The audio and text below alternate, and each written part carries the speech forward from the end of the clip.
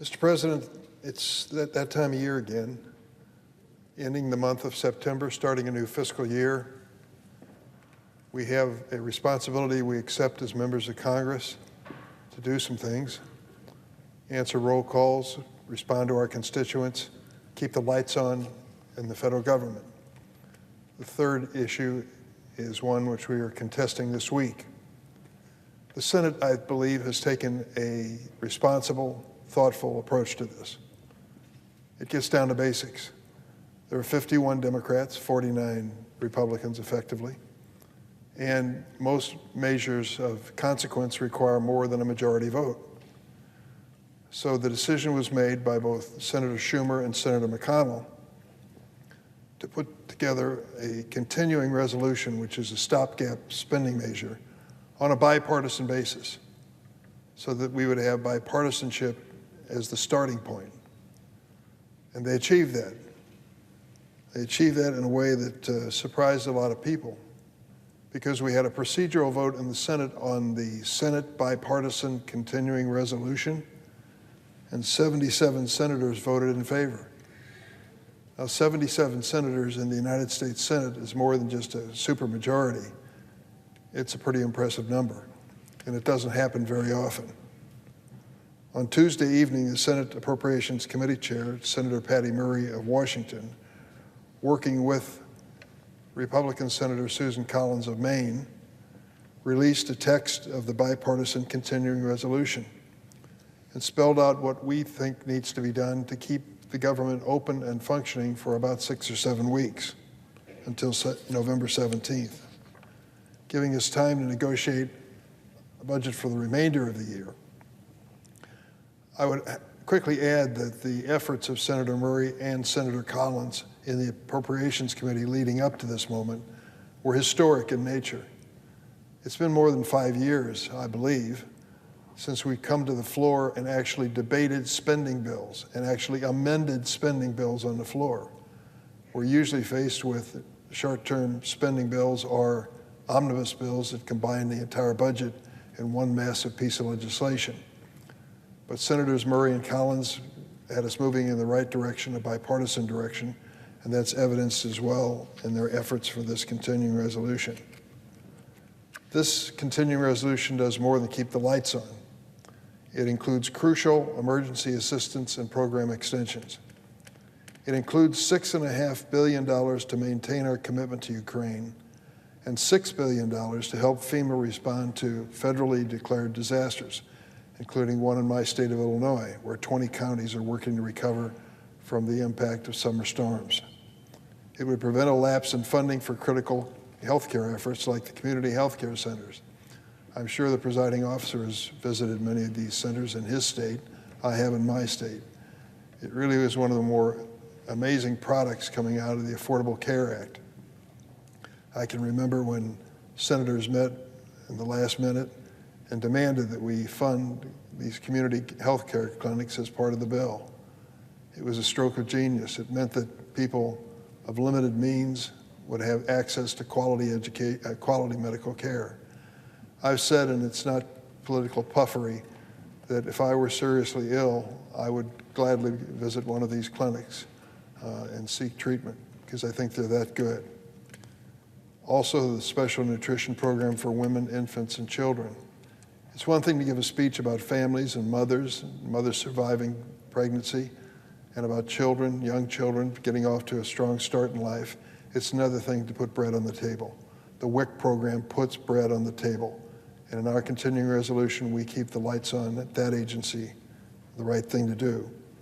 We would also extend the authorization of the Federal Aviation Administration through December 31st. How important is safety in airline travel? Critically important.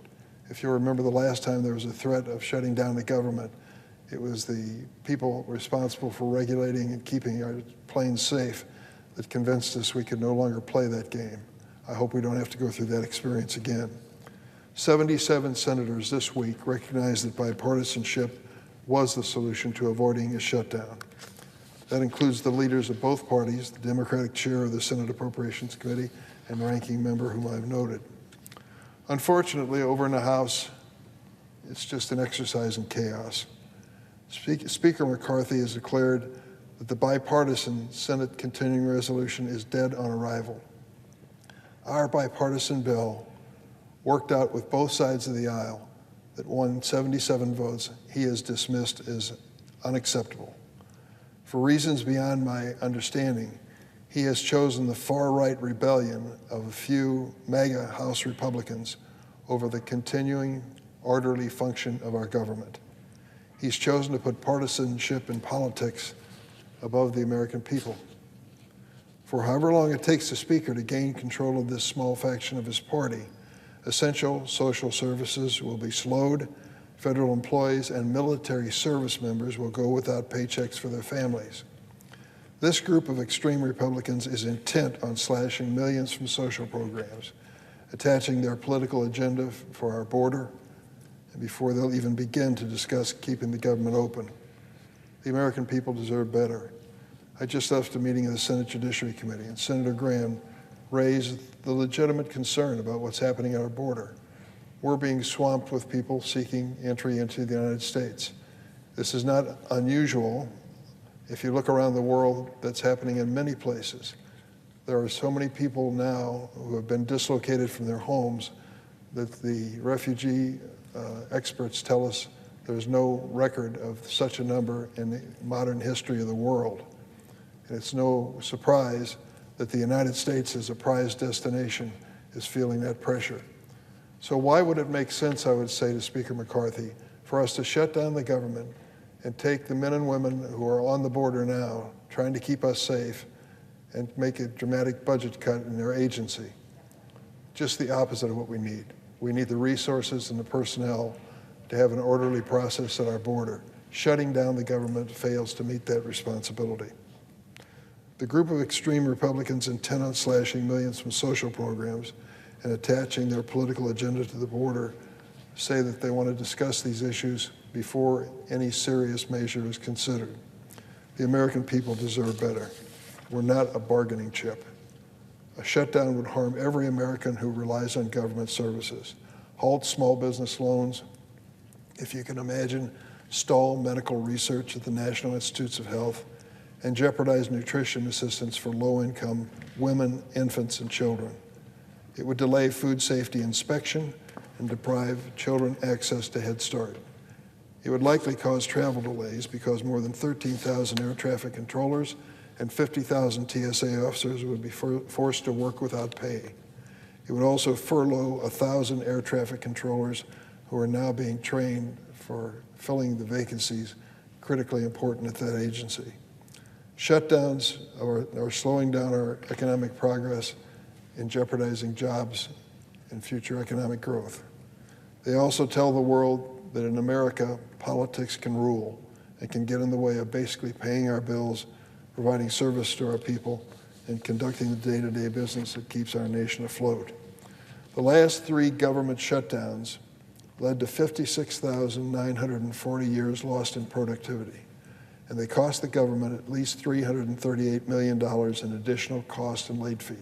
That's American taxpayer dollars that are being wasted because of this shutdown.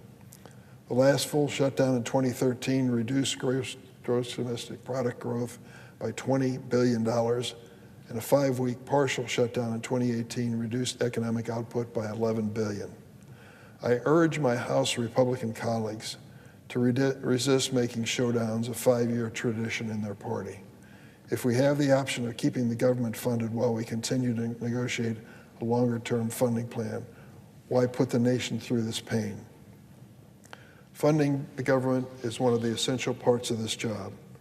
It's time that we meet our responsibility and do it in a way that doesn't disrupt America's livelihood and well-being. We need to finish the full-year appropriation process, do it in a responsible way. I urge my colleagues in both chambers to choose bipartisanship and pass the Senate continuing resolution so we can continue the important process of funding the government in a grown-up, responsible way for the year 2024. Mr. President, I yield the floor.